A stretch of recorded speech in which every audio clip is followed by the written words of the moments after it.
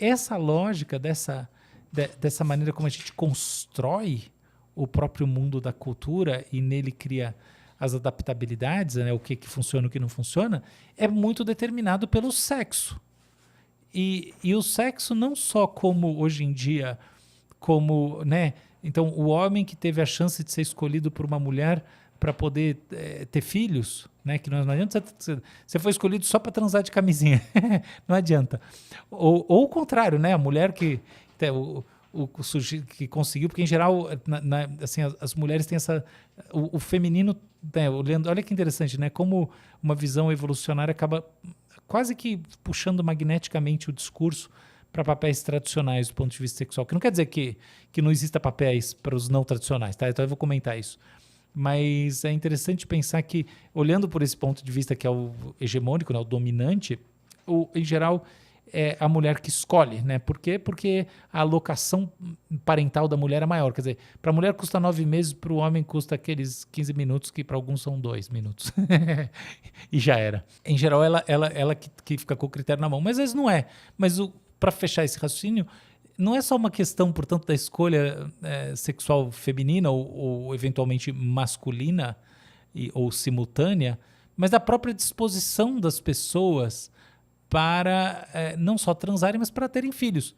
Porque se elas decidem que não vale a pena ter filhos porque elas estão entendendo que vai ser uma roubada na vida delas, elas estão agindo contra, em última análise, forças que supostamente deveriam ser absolutamente instintivas e que na nossa espécie não são, tanto que isso é possível. Ou melhor, elas até são, tá? Não é que elas não são, mas elas existem de maneira mitigada. Elas são, mas elas vão se tornando fraquinhas conforme a cultura se torna mais forte. Ou, em outras palavras, existe, e agora eu vou concluir, um papel imenso do ambiente que a gente cria na transformação desses traços evolucionários. Olha que interessante. Então não é que a cultura ela meramente vai de encontro ou vai ao encontro da genética. Não. A cultura efetivamente funciona, efetivamente não precisava da palavra, a cultura funciona mais ou menos como a epigenética, muitas vezes ligando e desligando mesmo o papel desses genes. Eu sei que é forte o que eu falei, mas é verdade. Mas se isso não fosse verdade, como é que a gente teria, por exemplo, o suicídio de jovens? O sujeito não se reproduziu e se mata. Pensa bem. Como é que a gente teria multidões que decidem que não querem ter filho e dane-se? Conscientemente não vão ter filho e acabou. E eventualmente são filhos únicos e não vão ter filho. Aí você pensa, mas você não vai seguir com a sua né, o seu pool genético. Você fala, eu tô cagando pro pool genético, vamos falar real, eu quero viver a vida. A pessoa não sente. Você acha que você sente? Se essas coisas fossem tão assim profundamente instintivas no ambiente que a gente vive, você diria, nossa. Por exemplo, quando nasce um bebê e a mãe é exposta ao bebê, a maior parte das mães sente alguma coisa instintiva mesmo. Por quê? Porque tem liberação de um neurotransmissor chamado oxitocina, que, curiosamente, ele acaba gerando... É muito interessante. O neurotransmissor gera comportamentos que geram sincronia mãe e filho, e a sincronia gera a mesma liberação de neurotransmissor, e isso tudo vai gerar um monte de outras manifestações hormonais e tudo mais, que acabam gerando chaves moleculares no ar mesmo. Assim, o negócio tem cheiro, tem forma assim, tem rosto, tem tudo. E são ligações mãe-filho, mãe-filhas, e por isso que se diz que são as ligações mais fortes do mundo, que eu não sei se é verdade, porque eu sou pai e tenho também. Não, mas eu entendo que tem alguma coisa que é monstruosa, assim. A mãe amamentando, são coisas assim. Então isso gera efeitos absurdos.